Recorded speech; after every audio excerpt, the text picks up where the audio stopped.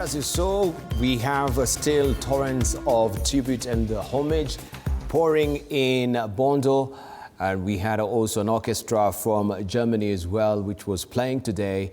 And the memorial ceremonies continues apace. Today it began in Migori. Tomorrow it will be in Homa Bay, right? So we continue to doggedly follow what is happening with this. And we know that Raila Odinga was a strong votary of peace and of course a towering figure of democracy in this country. We want to also look at what is happening within the party, that is the ODM party as it stands right now. Of course, the intrigues that are shaping up that particular party, and the party leader is not throwing back on the position that the party is trying to front right now, that come 2027, of course, they will be seeking to have the top seat, which is the deputy president. But we have also insiders within the party who are saying, no, that is not what we should be gagging for as a party, because it will be like what it has been before with the previous former deputy president who also went for that particular seat. And in a way, he was actually holding the president in ransom.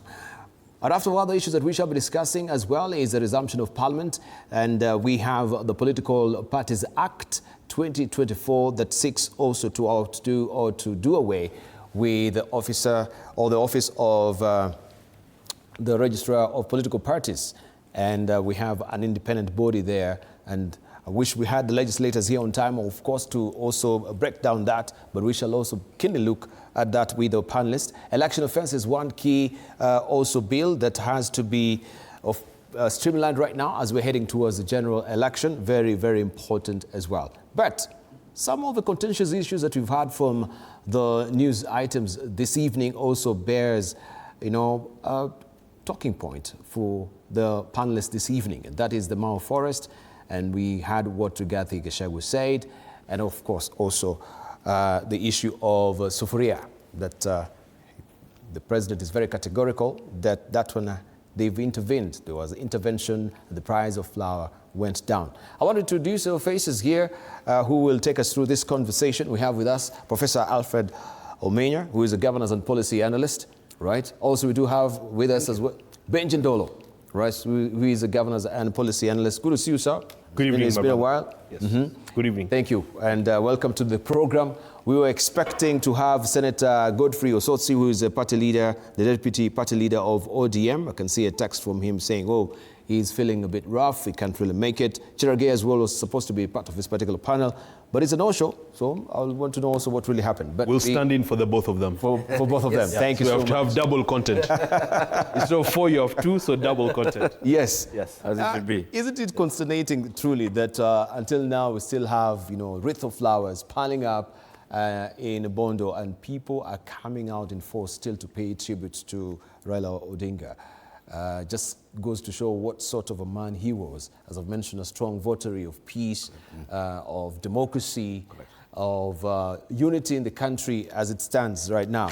But one key element that is also being focused on is the ODM party and the new, should I say, ultimatums that are being put out by the party leader. That is the new party leader. Yeah. Let's begin with you, Professor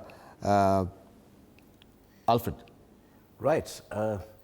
Dibala, I think the morning of Raila, I keep reflecting. Yeah, because of course he comes from my village. Yeah. There was a time I was seeking you out. I sent you text. I thought, hey, he's just gonna, But I keep reflecting, and I think, Kenyans are mourning, everyone is mourning, and we're mourning rightly. Yeah, because I think what it demonstrates is lack of political talent. So it's a big loss for us, it's a big gap. The mediocrity in the political space is such that people are wondering, are we likely to have another? Yes, so of course we're very sad. We know the gap and the big contribution that Raila did, but I think the indictment is to the political class that we need to grow leadership so that we don't get into desperation when one significant leader departs.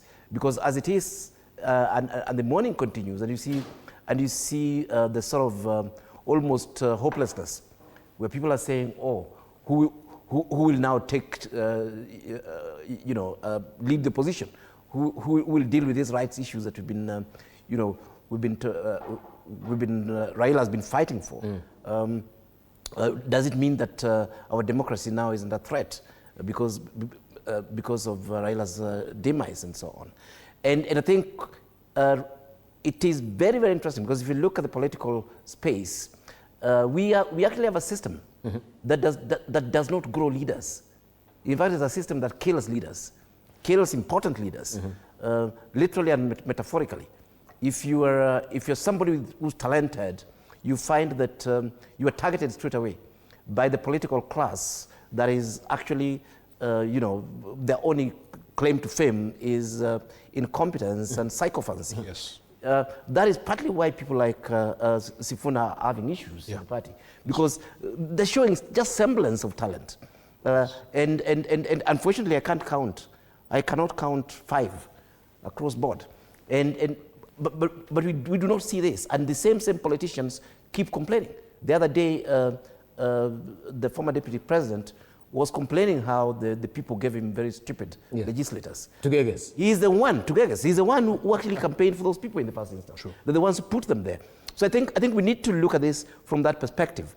That, look here, if we are going to be serious as a country, the political class do have a responsibility. We do have a responsibility of developing strong leaders, of growing strong leaders, of having a system that produces leaders, so that when a leader departs, we don't get into this desperation that we're in. And rightly so. Yeah. We are actually in a desperate state because we can't see anything. And why can't we see anything? Because nobody built them. In fact, we've been systematically just destroying this. Even within the party, you see the same confusion. That people are wondering, what will happen to us? Raila was around, and now that he's gone, I'm ashamed I'm part of ODM. We can't even aspire to the presidency, surely. I'm available in case they're looking for a presidential candidate, and I can lead this country with my eyes closed against all these wastage. But isn't this really also showcasing the structural failures that we do have within parties? That we are not grooming enough, just as you said. Is it now the honors of a party leader to do it, right? Raila Odinga, was he grooming? Who would be the successor of ODM after he's gone? Exactly. So it is not just within ODM, we're talking about all these other different parties as well. And that's the indictment. So that culture, yes. Exactly. It is that culture, is a political culture. We must speak about it. We must actually come and say, it is time political parties, encourage young people. Political parties grew young people and then, even had proper succession planning. It is time that political parties did not just look at things from a very shallow interests, perspectives, personal interests, as it actually were, and start looking at solid leaders who can actually, be able to take the country forward. We keep wondering, Kenya is a bit of almost like a bipolar nation. You find some very good leadership in the corporate sector. Yeah. And you wonder why we don't have the same in the political space. At some point, I was engaging with these politicians, and I was asking them, these fellows that you are pushing us to elect, would you actually put them to run your company? No. No. And it tells you that we actually have this culture where the country is available for looting, not for development, not for growth. And these are things that we actually have to call out amongst the political class. In fact, starting with the president. Why did he pick Rigathi as his deputy? He picked Rigathi as his deputy because of the weaknesses Rigathi had. He wasn't actually thinking that, should anything happen to me, this country will be in safe hands. What do you mean, the weaknesses he had? Well, wasn't he an asset then, or he has... he was an asset in winning elections. in mobilization, in trying also to but he's also not a threat. Exactly. That's what he's saying. And it wasn't a threat to the presidency. But you see, of course, when we're having the impeachment motion running, and what the president and his party actually said of him, we're like, you are not aware of this just 2 years earlier. You are not aware of the character of the person that you are picking as your deputy. Yeah. In other words, he's saying that he wants a deputy who is... Exactly, who's weak. Who is a less man... Correct. ...than him. All right, we can also comment on the issue of Tugeges, and we can try and tie in that with the Election Offence Act. right? Right. That we are bound to be seeing also taking, a huge space in the deliberations in Parliament. Because when we look at the moniker that he was really talking about, the Kawanjikos and, the Omatingas and Omakeks as well, yeah, it tells you what was the mentality behind. These people are coming because they have the wherewithal to actually maybe buy this particular nomination tickets at the end of the day. It is who is bringing the money. It's mediocrity. And remember, so it is not really about you as a person with the nobility of character as a leader. Correct. That I can actually Mediocrity. be taking this particular party positions or nominations. It's mediocrity. That's what we were talking about. So it's a money. It's a money at the end of the day. In fact, it's interesting. The president himself, now is the deputy president complaining about this, but the president himself complained about these same people, saying that, look, I mean, the fellows just collect money. And I think the concern then was that they're not sharing the money. They were actually stealing the money that they had said they would share the bribe money as it actually was. And the president was... Well, if I was to quote the president, Dibal, and I think we're deviating a bit from the topic, which is Raila Amolo Odinga. The president also publicly, and you have this on record, said, I call CSs, I call PSs. Yeah. He called on Susan, she's my former deskmate. Susan, I called you yesterday. Did I not? She said yes. PS Hustler Fund. Right. And he said, I call a PS, I asked this, and the PS has no clue what I'm no asking. idea, exactly. The PSs don't understand how IFMIS works. They don't understand exchequer. They don't understand systems. And he said, how can I as a president know more than you who is running a ministry? Correct. So the mediocrity, Dibal, the incompetence. Right. The culture of tokenism. Correct. Let me pick Kawanjiko to demonstrate I have Kikuyus or I have a hustler. But Dibal, just before your producers called me this evening, I was actually on the bench on a show about Raila Amolo Odinga. And I believe I'm uniquely qualified because I've been a very loud critic of Mzee Raila, His Excellency. Dibal, Raila was larger than life. And the reason this is so painful for the country is because Raila went too fast. It happened too fast. Correct. So we're not ready. Correct. We knew Raila was 80. Raila keeps the schedule of a 40-year-old. Raila does not. Correct. He has been my boss. I've worked closely with Raila, as I'm sure Prof has as well. Raila was a friend. Raila was many things. Raila was a contradiction. Raila was a phenomenon. Raila is an enigma. And Raila, I was asked in my previous interview, Dibal, this evening, why hold Raila to a higher standard? That's such an easy question. Yeah. Because Raila is the father of democracy. Raila has bled for this country. Right. Raila has been jailed for this country. Raila has been tortured. Raila has fought for multi-party together with his father. Raila's father has been jailed as well. Right. Raila is a reformer. Now, I don't mean to be disrespectful, Dibal, but has Uhuru Kenyatta, for instance, been a reformer? Uhuru was chair of KANU for the longest time. Yes. You cannot hold Uhuru and Raila on the same scale as far as governance and reform. Correct. In fact, you cannot even hold Ruto and Raila on the same scale. Correct. On the aspect of democracy, human rights. I'm actually reading articles on human rights on the constitution that Raila was the strongest proponent of this constitution, even when the campaign came when he was prime minister. For instance, I'm reading Article 28 because Kenyans need to start reading the Constitution and internalizing it and understanding it so that we move away from the culture, Dibal, of mediocrity, of trickery, of manipulation, where politics becomes a big joke. So Article 28, which is a strong article to me, Professor, but I wonder if you put Gachagua there, for instance, every person has inherent dignity. And the right to have that dignity respected and protected. Look at that. Now I wonder, does that article mean anything? Does it mean anything to us? Does it also, Dibal, stretch to tribalists? Does it stretch to human rights abusers? You've seen what has happened in Tanzania. Right. You've seen the behavior of Mama Suluhu. She does not even want us talking about the truth. They're killing journalists. They're not allowing coverage. They've blocked and throttled the internet.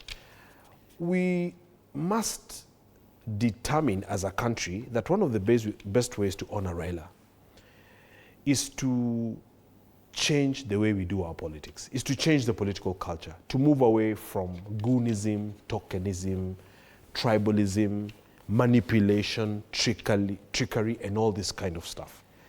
And why I say Raila is a contradiction, God rest his soul, is because Raila also refused to mentor a successor.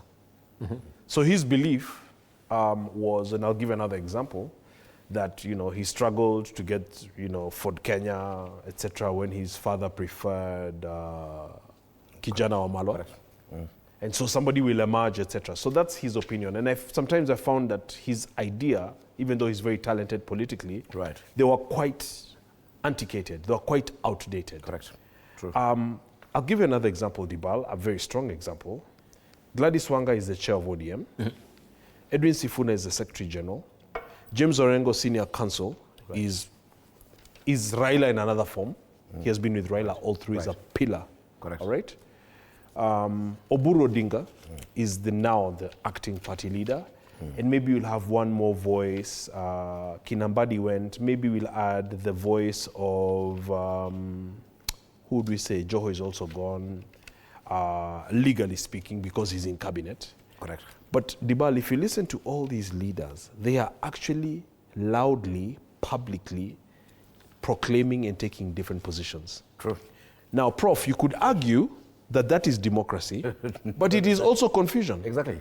It's lack of leadership. If TV47 takes 5 different positions, correct, in the board, it's an institution. As an institution, correct. This is the definition of dysfunction. Correct. Because they're saying that the party has to be strong on its own, and the party as a whole is standalone. Then someone else says, no. Junet Mohammed is the other name I was looking for.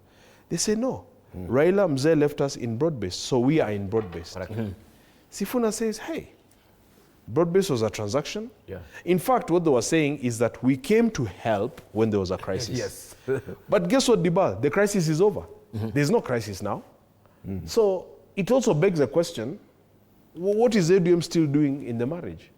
So this kind of confusion, where in the morning Sifuna can say this, and actually it can give ammunition, because someone like Gishagwa, who's an attack dog, actually said that it is Raila who has formed 2 camps, and he's using the 2 camps to pressure the president.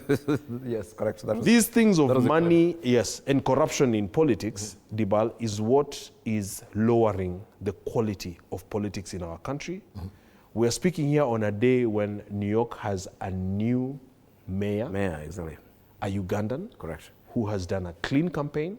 A clean campaign against President Trump. Correct. And who has had great victory. In fact, there were 4 by-elections, special elections, including Prop 50.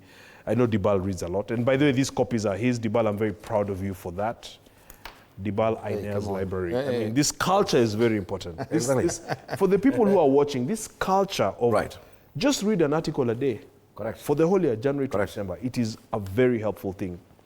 Mamdani has been very much against President Trump. And all these different elections today, from Virginia to New Jersey, New York, and the last one was California. The Democrats won all of those. And it is a statement against the president. It's a repudiation of the president's excesses and style of leadership a year after his election. Politics must count for something. Politics is not a gimmick. It's not a game. It's not about handshakes. It's not about money in the back dealings. Because if you look at the newspaper that you just showed, the government is struggling even to pay salaries, to pay lecturers, to fund SHA, to put medicine in hospitals, to build roads. The president had pledged to build 1,000 kilometers of tarmac. It is none other than Senator Boni Halwale, who is now castigating the president on the same. And next year is going to be a campaign year because the year after is an election year. So sometimes I sit and wonder, as somebody who supported UDA, when are we going to deliver, Dibal? And that's probably why Cherargei is shying away from coming. That's also why the other MPs... He's never failed, actually, to be here. So there's a good reason. I believe... There must be... There must be a lot of reasons why they feel there's too much pressure to continue to defend a record publicly where there are deficits, where there's a trust deficit. And when I say that, I'm not abusing anybody. Even delivery, not disrespecting basic anybody. delivery deficits exactly were. You see, the Bali has been very interesting because, unfortunately, Ndi crossed over and I think he also... And became ridiculous. Exactly. Because we're speaking about these issues, I think, the first term of Uhuru government. True. And we're already seeing that the macroeconomic management of the country was in shambles, was in chaos, actually. And it wasn't very clear. There was this huge debt that was being taken, to do infrastructure that was largely unnecessary, actually, if you had to ask me. And of course, we got into these spiraling loans and so on. And you see, what is interesting is that even as we are discussing these things currently, the government still just has the same model. These fellows have exactly the same model. We are saying we are spending 92% of revenue to pay debt, and meanwhile we are actually planning to have bigger debt, to be able to fund. Because the president talked about not borrowing. Yeah, and this is the same president. And this was there was a campaign promissory note that he. Yeah. So for me, I think there's either just lack of seriousness or shocking levels of stupidity in government, because what you should be doing, the plan I would expect from a government like this, and even the so-called experts in government there, is to give us a plan to say, fine, this is our scenario currently.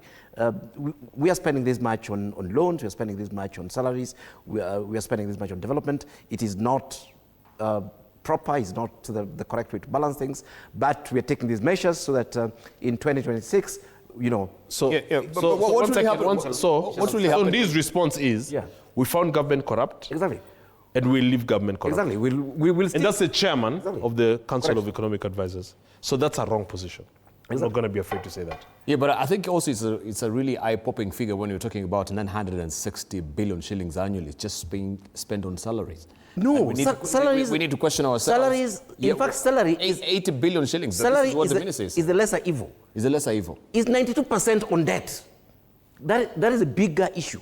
We actually have to... Because, if you look at the big chunks, we actually have salaries.